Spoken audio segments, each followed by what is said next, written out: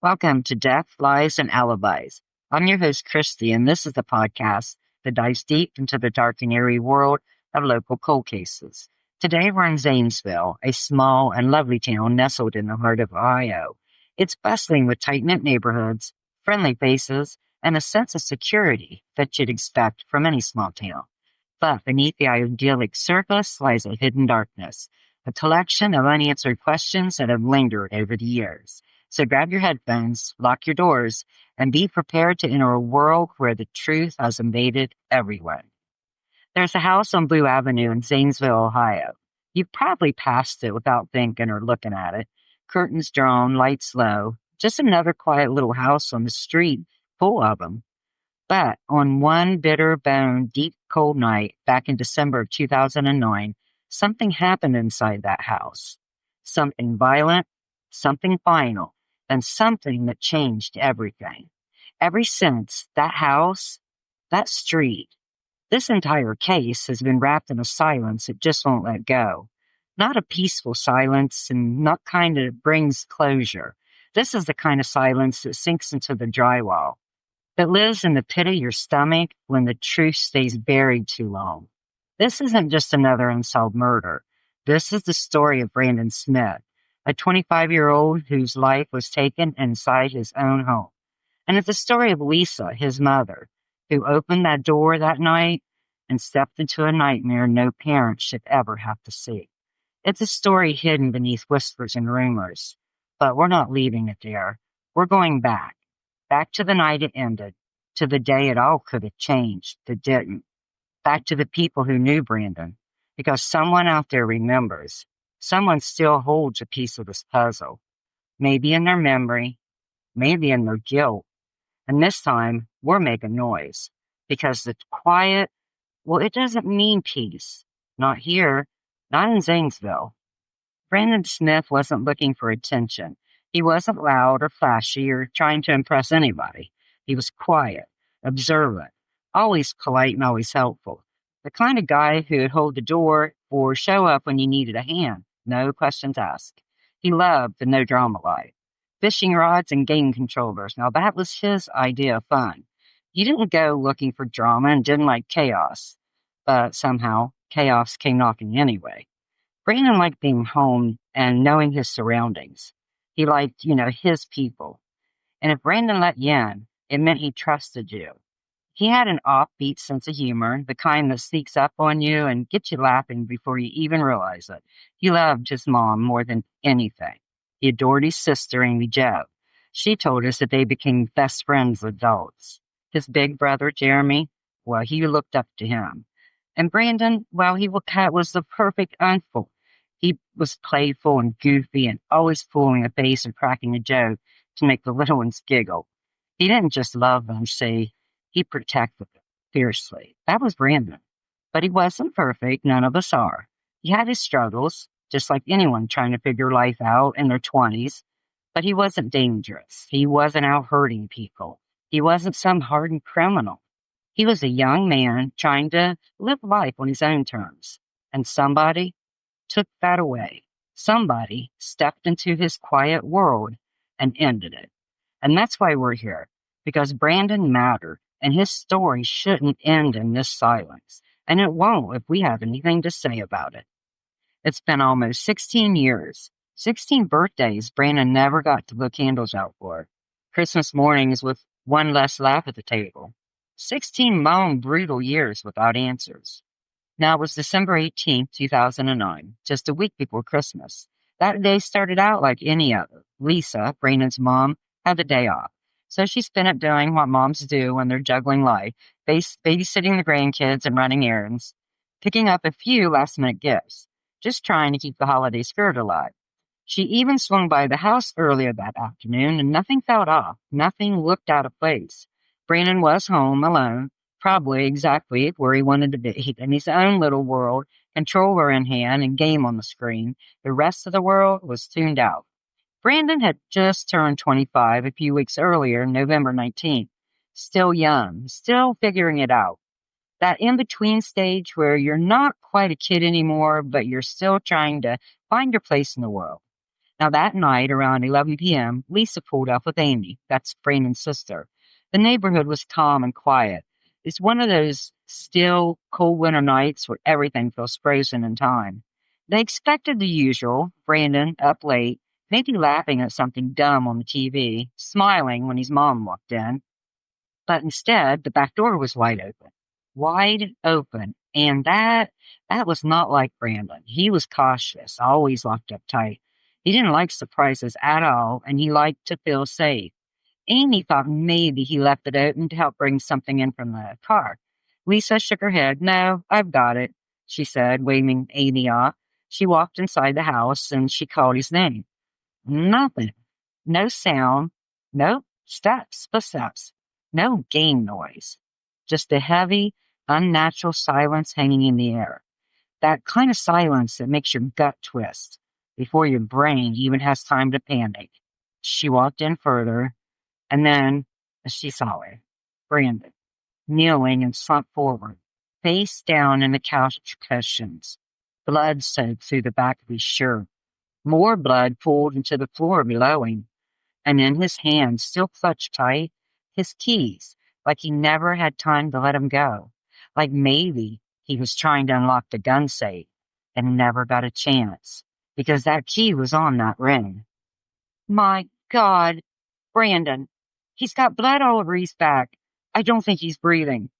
That's what Lisa told the 911 dispatcher. And right there, right in the middle of that call, you can hear it. The sound of a mother's world cracking wide open. The sound of everything changing in an instant. EMS got there fast and the cops followed. They taped off the crime scene and started working. But Brandon, he was already gone. He had been shot multiple times. He had been stabbed. There were cuts and bruises and defensive wounds all across his arms and hands. Proof that he fought, but he didn't go easy. The living room was a wreck. Furniture shoved out of place, a lamp shattered on the floor, papers and stuff scattered like a tornado come through. This wasn't some clean hit. This wasn't quick. It wasn't quiet.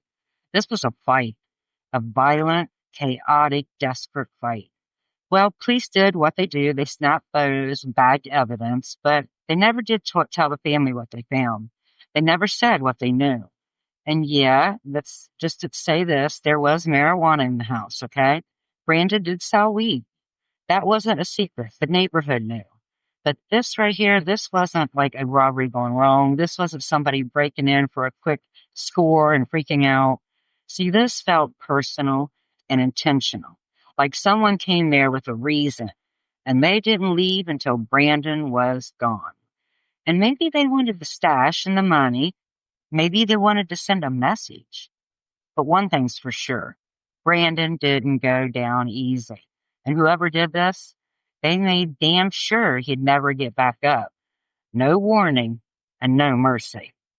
By the time the sun came up the next morning, the chaos was gone. There were no more sirens and no more flashing lights bouncing off the windows. And no more voices calling Brandon's name. The damage, that stayed. It settled in the walls and into Lisa's skin, into that empty space Brandon used to fill. This should have been the moment, right here, the turning point, the place where justice starts. The scene was still fresh, and the evidence was right there waiting to be collected.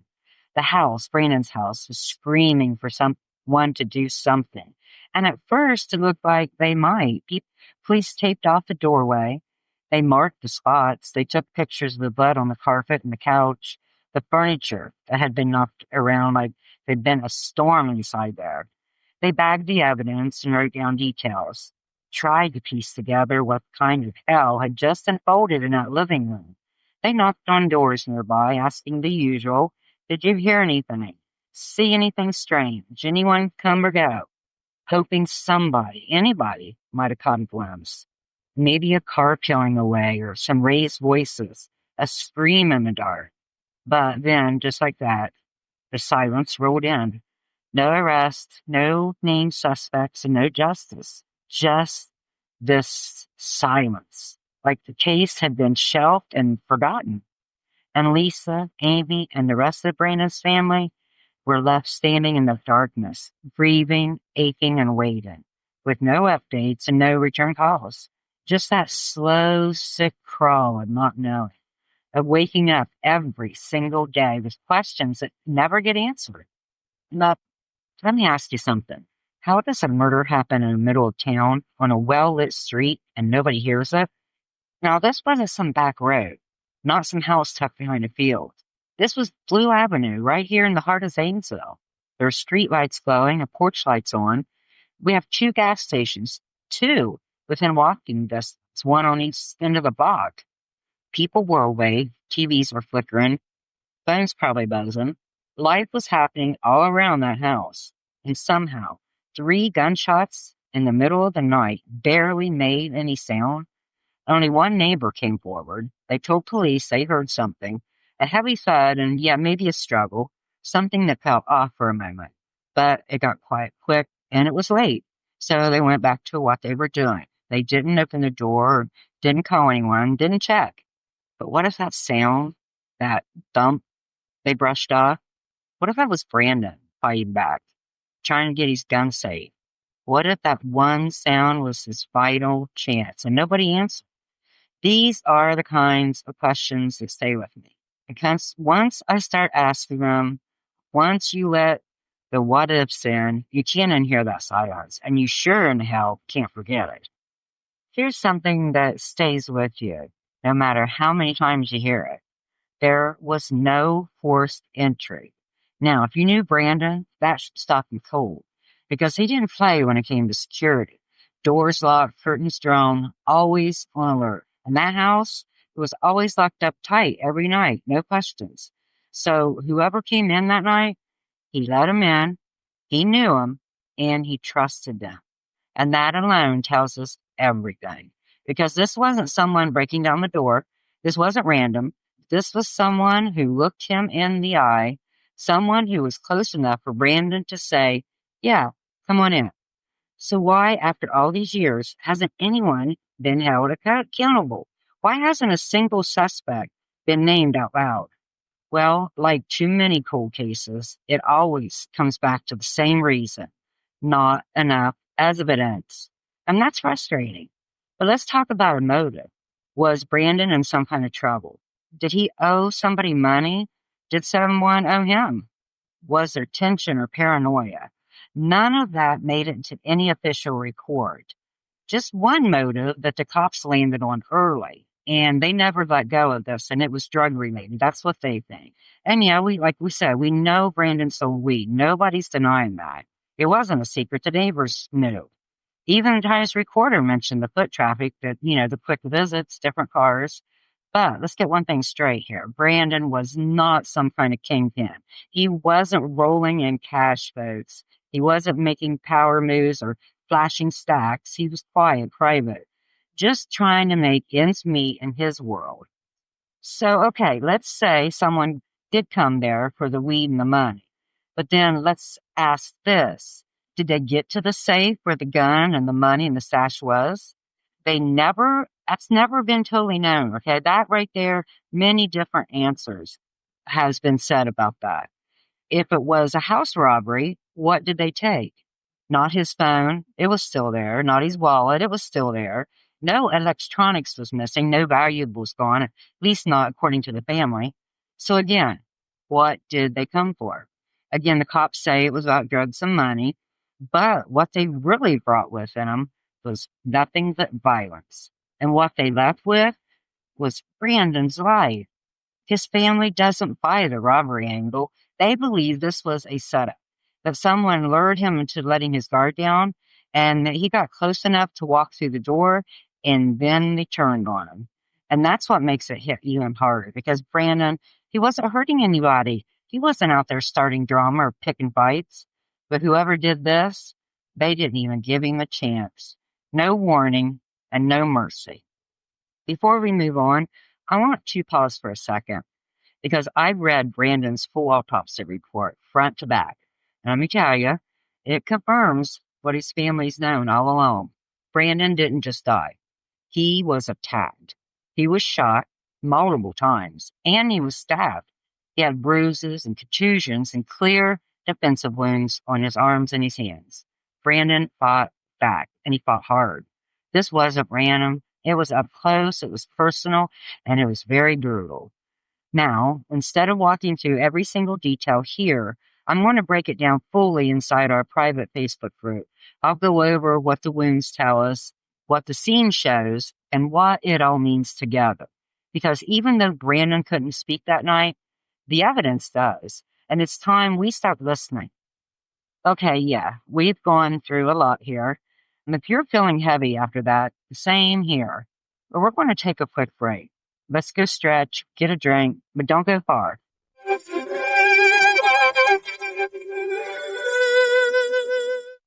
All right, we're back. I want you to listen to this, please, because what I'm about to say, well, it could have changed everything.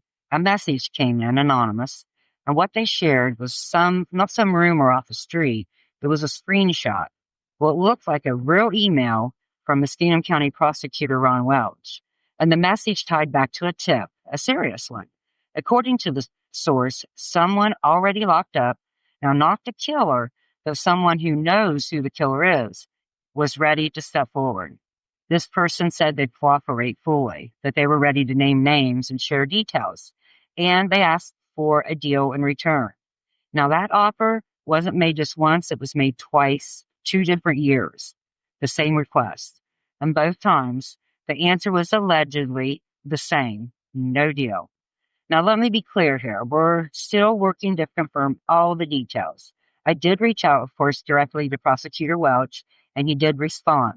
We'll be posting both the alleged email and his official reply in our Facebook group. We're reporting just the facts straight from the source. But if this tip was real, if that was Brandon's shot at justice, then it might have already come and gone without a single step forward. And that's not even the whole picture, because we've heard some names too. Multiple sources, people who've lived this story, seen it unfold over the years, have all said the same thing. Nichelle Mullins, now married to Anthony Boyce, the man some say goes by Roe, allegedly told people straight up, Anthony did it. It was a robbery gone wrong. And allegedly, he wasn't alone. The same sources say Eric Harris and Josh Ewert were named too. And these aren't random names. They didn't come from just one person. They surfaced in separate conversations from different people at different times over the span of years. And when that happens, that's just not noise. That's consistency. Now, I'm not saying these people are guilty. I am not saying they committed murder. I'm not the law. We're not here to accuse. I'm just here and I'm reporting, I'm researching, and I'm here to follow the names that keep rising to the surface. No matter how much time passes, these names do. And lately, one more name is coming up, and that's Nate Williams, someone close to Brandon, a friend, someone who maybe knew more than he ever said, maybe connected to the people involved. Now, we don't know how deep that rabbit hole goes because his name, it's in the mix now too. So here's what we did. We reached out to all of them, Anthony, Nichelle, Eric, Josh, and Nate. Phone calls, emails, and DMs. Each one was given a chance to speak, to clear the air, to share their truth. And so far, there's been no responses or statements. But I'm always here with the mic ready to talk. So now I'm asking, who's protecting who? Who's scared to speak? Who's still holding the truth like it's not as heavy as hell? Because every single one of those names might hold a piece of this puzzle. And the longer they keep quiet, the colder this case gets. So what do we do now? Do we wait another 16 years? Do we let these names float around in whispers and back alley conversations? Or do we really finally say enough? Because not speaking up is what's kept this case buried. It's time to break the silence for Lisa, for Amy Jo, and for Brandon. Have you ever looked into the eyes of a mother who's lost her child? I mean, really look at her? You can see it, the way she moves, like she's carrying something heavy that never lets up. Like there's a strap around her chest, pulling tighter with every breath. It's just not sadness in her eyes. It's something deeper, something shattered. 16 years later, Lisa still wakes up every single day with that image stuck in her head. Her baby boy, face down, slumped forward, knees on the floor, blood on his back, his keys still in his hand. That's what she sees. That's what haunts her. Because it wasn't some stranger that found Brandon. It wasn't the cops. It was his mom. Lisa walked into that house thinking she'd find Brandon like always. In front of the TV, headphones on, laughing. But instead, she stepped straight into a nightmare, a scene no mother should ever see. A moment that split her life in two, a before and an after. And from that day forward, there were no answers, no arrest, no justice, just grief, the kind of grief that never lets go. And if that heartbreak wasn't enough, Lisa lost another son, her oldest, Jeremy, just 2 years ago. He had just bought a building and he was fixing it up, making plans. There were no utilities yet, so he used a propane heater, and it malfunctioned. Carbon monoxide filled the space. Jeremy and his dog Mama, they died in their sleep. One son taken by violence, one taken by tragedy. Two sons gone. And now Lisa wakes up with twice the pain. She told me, I feel so broken. I miss him so bad. I pray Jeremy was still here. He was fighting for Brandon too.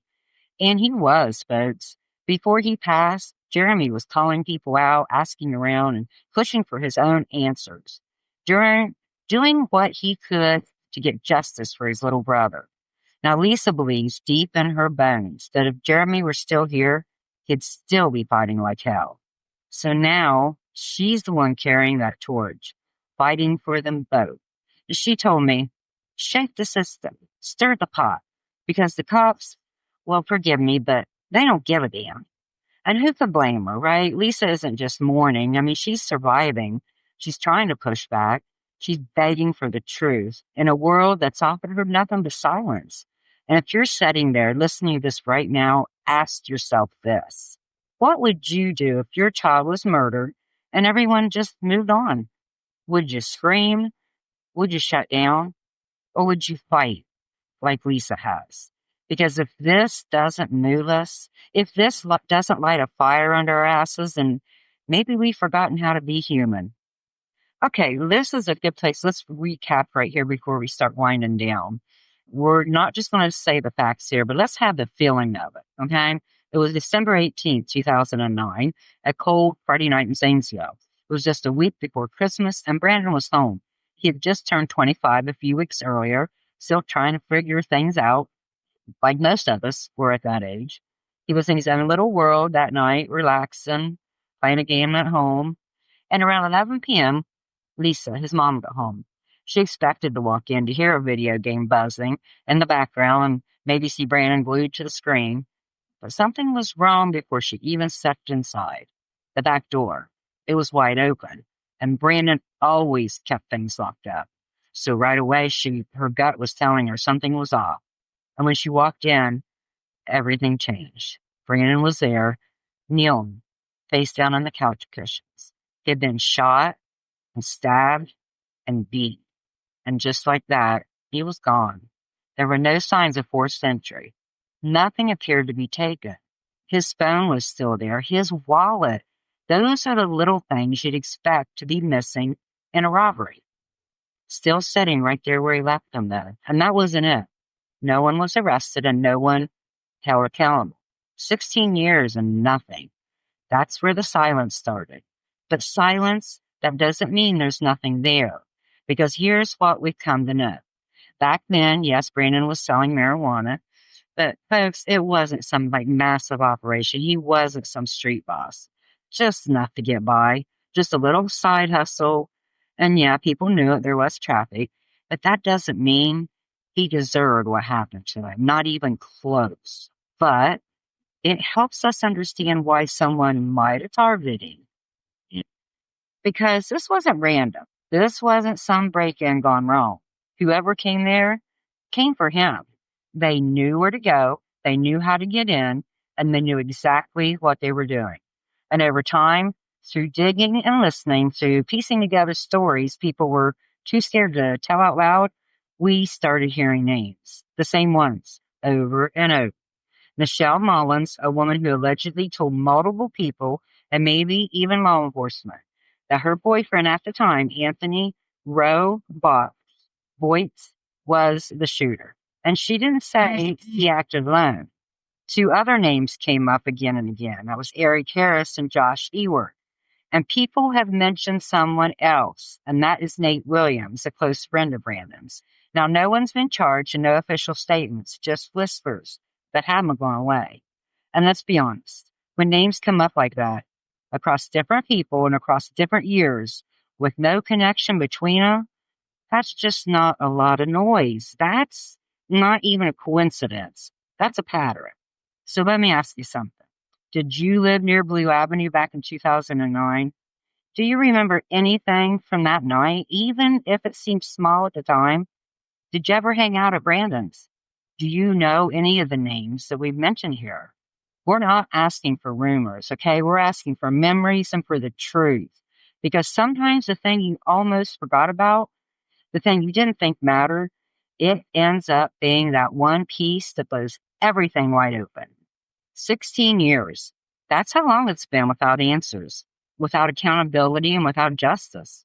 16 years of a mother waking up every day with the same ache in her chest. Years of a community walking past that house on Blue Avenue like nothing ever happened. Too many years of silence. But now we're done being quiet. We're lighting 16 candles, one for every year Brandon's been gone. And we're doing it together with a purpose. Starting June 16th, we begin our 16-day campaign inside the Death Lies Alibis Facebook group. But this isn't just about remembrance. This isn't just about grief. These are candles with spotlights. They're flashlights pointed into the corners of Brandon's case that are dark. They're the heat on the story that's been left cold for way too many years. Each day we're going to post a new piece, a moment, a detail, something that deserves to be seen in the light. We'll talk about the crime scene, the questions no one's answered, and the names that keep resurfacing. These aren't just candles. These are call to actions. And what we need now, more than anything, folks, is you. We need your memories and your thoughts and your voice in the comments. We need your courage to ask, hey, what about this? Because sometimes all it takes is that one moment, that one memory that didn't seem quite important until now. One spark. And on the 16th day, we're going to end it the only way that really makes sense. We'll have a live candlelight vigil.